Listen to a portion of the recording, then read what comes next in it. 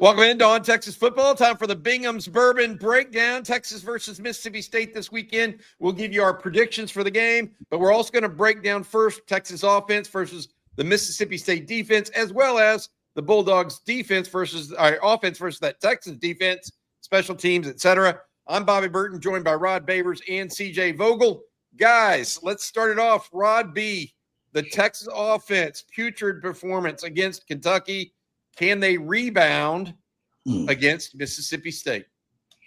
They can. They have a chance to. The Mississippi State defense, I mean, they have some playmakers. One of the things they do really well is they take away the football. They're actually top 10 in interceptions. They got 10 interceptions on the season by 8 different players, by the way. So it ain't just one guy back there making all the plays.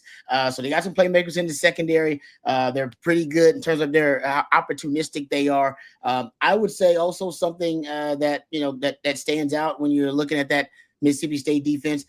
They actually, in my opinion, they don't give up a ton of explosive plays. And Texas right now has kind of struggled generating explosive plays. They're actually good situationally. If you look at touchdown percentage in the red zone, top 25 in touchdown percentage in the red zone allowed. So situationally pretty good. Probably a top 40 third down defense, which isn't bad, isn't necessarily great, but they're, I think, reasonably capable in critical situations, third down and red zone, but turnovers is going to be the key for Texas. Got to take care of the football. They did that really well. They have done that really well the last couple of weeks, even though they haven't been scoring points. That's going to be key in this game. Also, for that Texas, offense, I would say this is a kind of a game to get right again, but I think ultimately for them, they got to figure out what they do well and kind of get back to some of the basics about what are the key core concepts that they can execute consistently to stay on the field.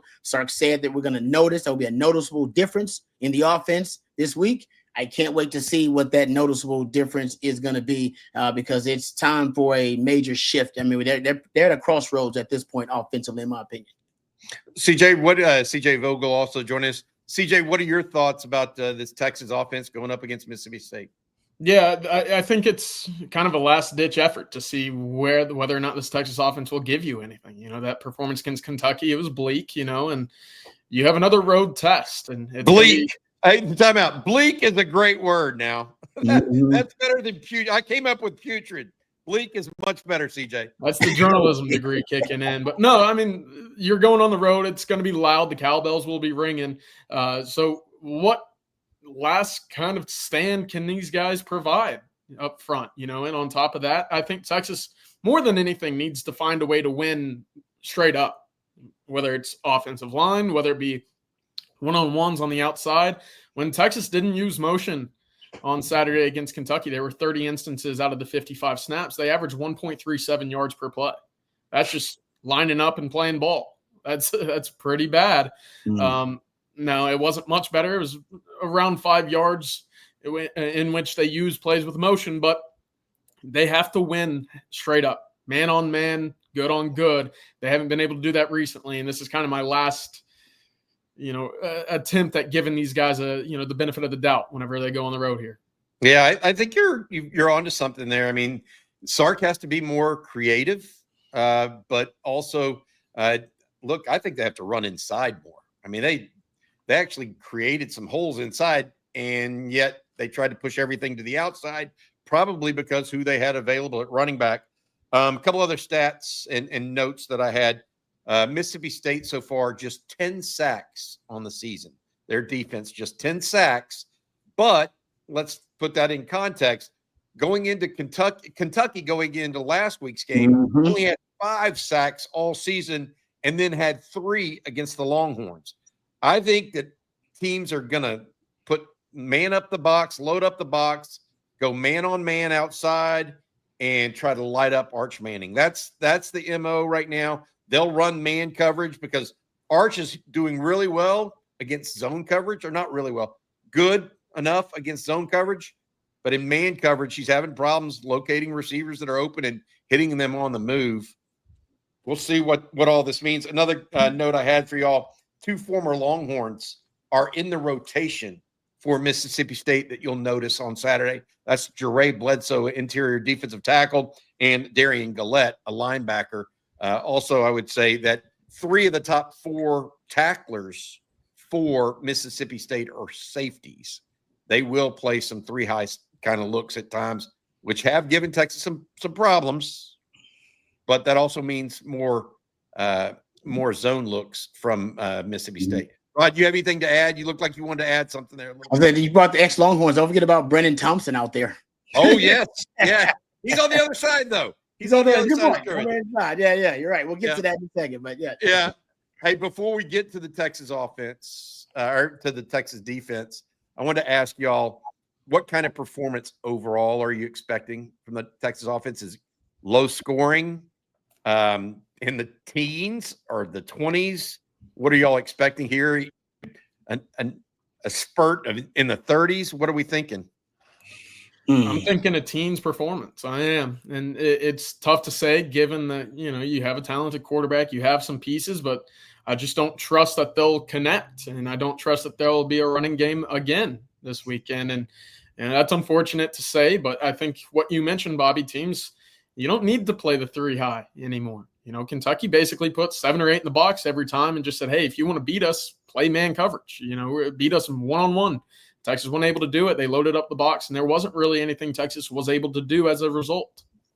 Yep. Yeah. Rod? It seems like, every team has their own formula for beating Texas. I wish it was just one specific thing Texas was struggling with offensively, but when Florida got their 6 sacks, they did it all with simulated pressures and just rushing 4 guys. Kentucky got their 3 sacks, all came via the blitz. They just came after them. So I think this Mississippi State team, they could use a bit of both. Their pass defense is actually one of the better pass defenses in the country. They're top 30 in pass defense. Where they're vulnerable is running the football.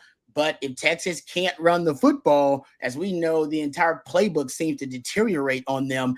And this is a group that's, like I said, really good. Not really good, but they're capable and good in critical moments, third down and in the red zone. And they take away the football really well, so you can't be careless. So I'm with CJ. I think they'd be lucky to get to 24. Wow. So I'm expecting 17. Maybe they'll get to 20 with a couple of field goals from Mason Shipley. But it's going to be a defensive effort and led by the defense and the special teams. I think that's what we know now about this Texas team more than halfway in the season. All right, Rod, before we go on to the Texas defense, please do us a favor and tell folks about our friends over at Bingham's Bourbon. Glad to. This episode of On Texas Football brought to you by Bingham's Bourbon, created by Grammy and Oscar-winning artist Ryan Bingham. For years, Ryan turned down offers to just put his name on any bottle. Instead, he insisted he wanted a bourbon he could be proud of, one that stayed true to his Texas roots and where the music comes from. That's why he built Bingham's from the ground up, a Texas certified whiskey made with 100% Texas-grown grains, distilled and aged in the searing Texas climate for a bold, unmistakable flavor. From the hands of local Texas farmers to the barrel to the glass, every drop is a tribute to the land, the craft, and the people who shape it. Bingham's Bourbon, proof that Texas makes a damn good bourbon, available now across the great state of Texas. And you can find details at binghamspirits.com. That's binghamspirits.com. Thank you very much to Ryan Bingham for sponsoring our preview and our breakdown here. Yeah, absolutely. I got to say this, Rod, you started us off talking about the Texas offense. CJ, you then talked about it a little bit. Let's start with CJ now on defense. What do Longhorns have to do to keep up with this Jeff Levy offense that's kind of resurrected itself, much more potent this year than a year ago when the Longhorns saw him? Yeah, it definitely is. And, you kind of get these ideas about offensive coordinators whenever you hear about them. And Levy being one of them, you think the pass game, explosive, quick, speed, and, they can be all of that as well. Here's really where their identity is. It's in the run game. They have the 13th most rush attempts this year. Do you know that they have almost 100 more rush attempts than pass attempts? Crazy. Yeah, so they don't really have a balance. It's more towards the run game, and as a result, the pass is able to flourish as a result. But they have speed on the outside, and we look ahead to Texas A&M and what they'll have with Casey Concepcion and Mario Craver. They have great speed. They're very elusive, probably the most dynamic wide receiving combination in the country. Texas will get a good idea of that with a familiar face, Brennan Thompson and Anthony Evans, both boasting 10.2 times out of high school in the 100-meter. Right now, Texas struggling once again a little bit in the underneath crossing, the mesh concepts.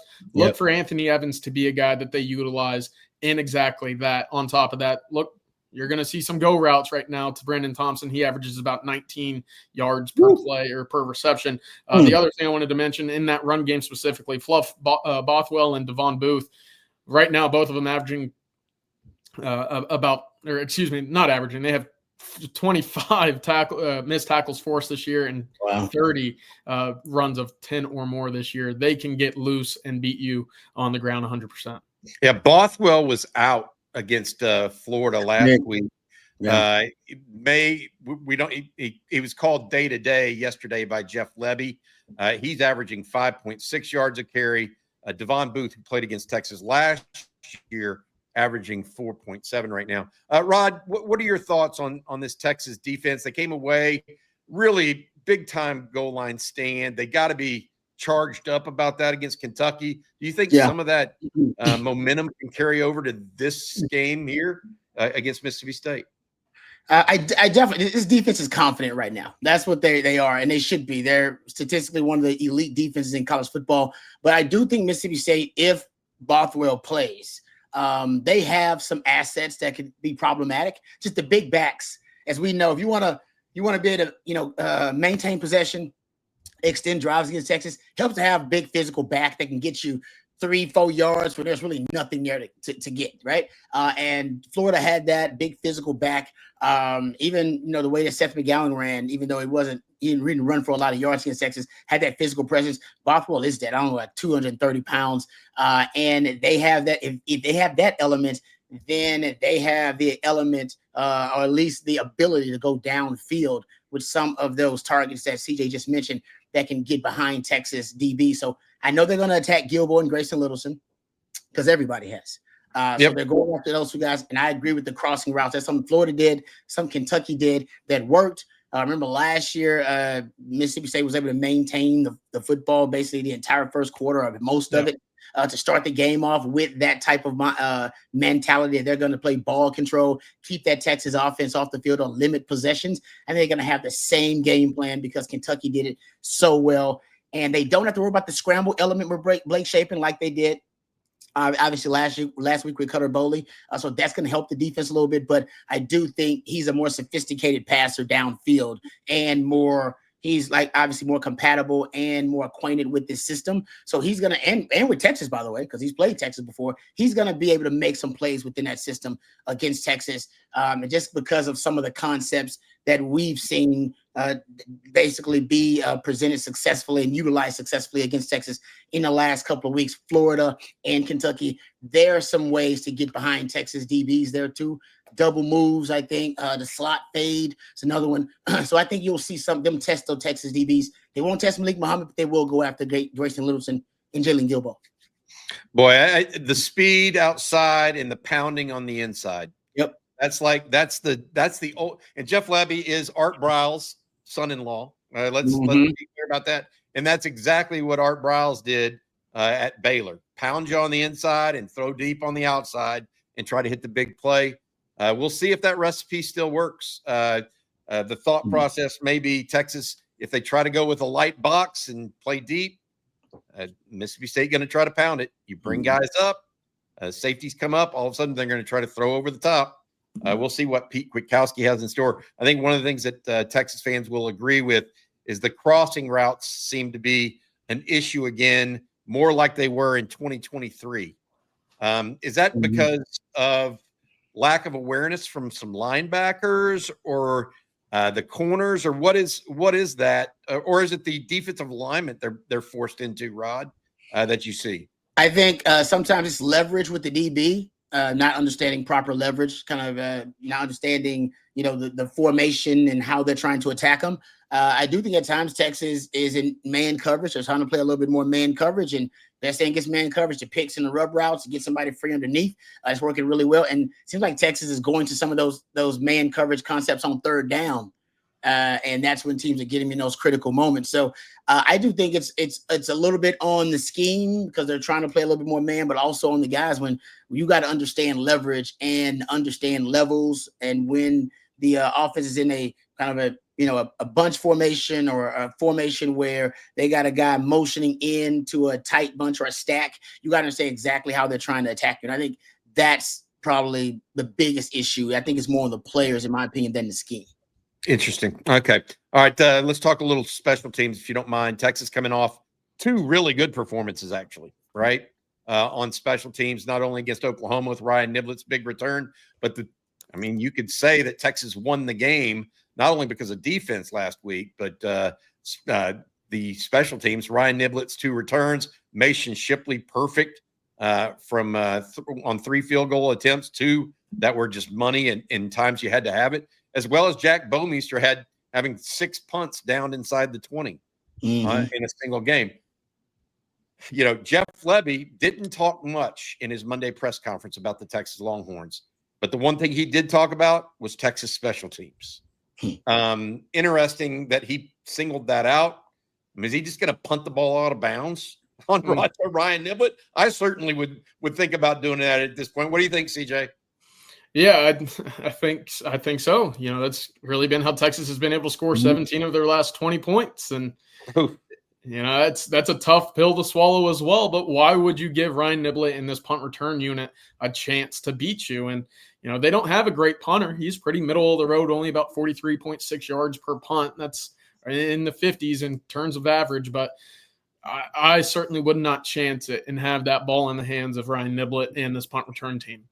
What do you think, Rod? What do you think is the juice right now? Why is Texas performing so well in the punt return? And then what do you think this game looks like overall? And this is something we talked about in the offseason, Texas should be really good in special teams because they have so many great athletes, right? And in terms of, how those guys end up, entering into the 2 deep in your rotation, that's a different situation. But special teams, you just need big, long, rangy, fast athletes. And you got a ton of them dudes all over your roster.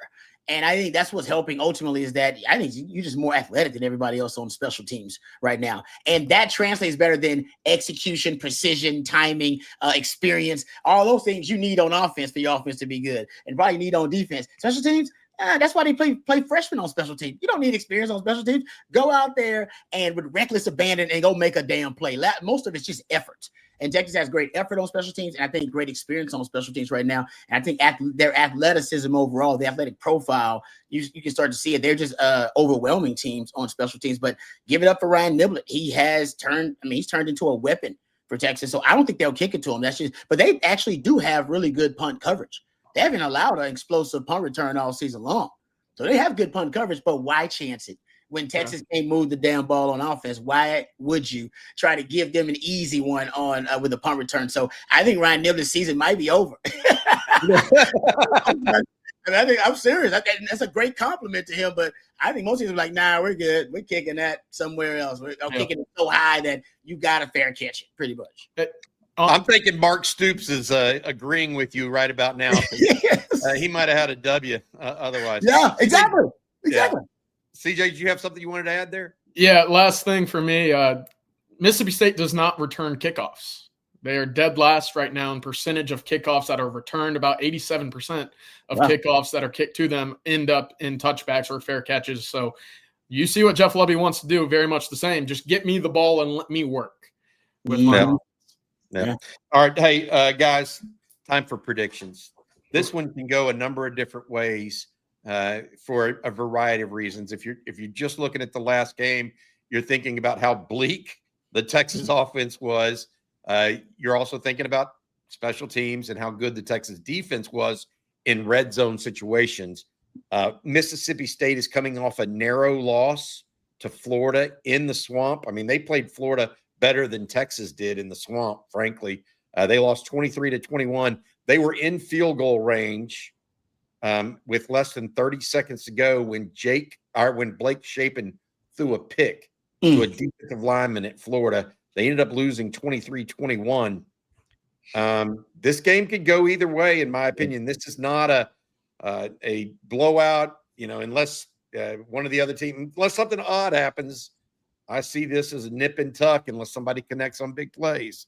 CJ, I'll start with you. What are you thinking? Yeah, this is going to be a who wants to hold on to the ball game for me. Texas, obviously, with about 20 and a half minutes of time of possession last week against Kentucky. Mississippi State right now, 131st in the country in time of possession with only about 26 and a half minutes of possession. I want to give this Texas defense the benefit of the doubt one more time, and I'm going to. I think Texas wins 19-17. That's 4 field goals. And that's, again, if Texas is able to establish any type of run game, this has to be a game where they limit any and all possessions as possible. And they should be given the opportunity to, given Mississippi State does not like to hold on to the time of possession. They like to go quick, even with that run game. But I'll give the defense one more chance. And, hey, if the offense can score 20, I'd love to be wrong here. Rod, what are you thinking? Oh, man. Yeah, I mean, they had such a disappointing performance. I do think you'll get a good showing in terms of effort-wise from the offense. I mean, there's no doubt that was one of the – I mean, you could argue the worst offensive performance from Sark, from a Sark offense here in Texas. So I think you'll get the best foot forward. But how good is that? It's the real question. I'm going to give them 20. I'm going to say they get to 20. I'm going to get to – but it's because the defense helps them out a little bit. All right, in terms of field position, I think the defense gives them a couple of short fields potentially in this game to help them out.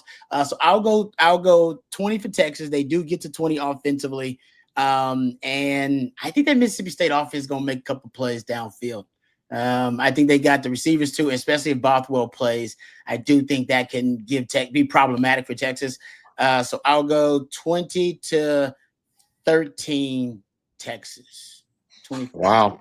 Okay. All right, guys. Time for me to be a little bit different.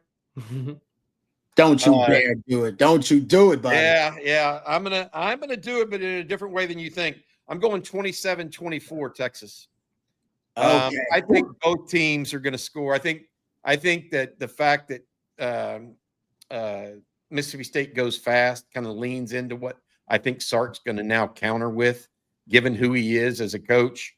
And I expect something different on offense from Texas. I do expect the Texas defense to have another standout performance. But like Rod said, that defense or that offense for Mississippi State can give Pete Kwiatkowski problems because you give up runs up the middle and then they'll hit you deep. And they'll hit a couple deep balls unless Blake Shapen's just off. But I'm thinking 27-24 Longhorns in this one. Higher scoring than anybody expects in Starkville. So we'll see how it goes. All right, that's going to do it for this episode of Bingham's Bourbon. Rod, if you don't mind, tell folks once again about Bingham's Bourbon. Glad to do it and thankful for our friends over at Bingham's Bourbon for sponsoring this episode of On Texas Football. Bingham's Bourbon created by Grammy and Oscar-winning artist Ryan Bingham. For years, Ryan turned down offers to just put his name on any bottle of bourbon. No, he instead wanted a bourbon he could be proud of, one that stayed true to his Texas roots and where the music comes from. That's why he built Bingham's from the ground up, a Texas-certified whiskey made with 100% Texas-grown grains, distilled and aged in the serene Texas climate for a bold, unmistakable flavor. From the hands of local Texas farmers to the barrel to the glass, every drop is a tribute to the land, the craft, and the people who shape it. Bingham's Bourbon, proof that Texas makes a damn good bourbon, available now across the great state of Texas. You can find details at binghamspirits.com. That's binghamspirits.com. Thank you very much, Rod. And let's all hope we're at least right on who wins this game. I feel like for whatever reason, I feel like there's a little breakout here. Perhaps it's a defensive score from both teams. Getting it to 27-24 on my side of things would not be surprising if any of that happened. All right, tough game coming up in Starkville. Thanks again to Ryan Bingham and Bingham's Bourbon. Thank you, Rod Babers. Thank you, CJ Vogel. We'll have more today. We have a live stream tonight around 7:15. Make sure you guys check that out. We'll answer your questions both on the team and for recruiting as well. Thanks also to our producer, Matt Hutchinson. Until next time, you guys have a good one. Hook 'em horns. Hook 'em.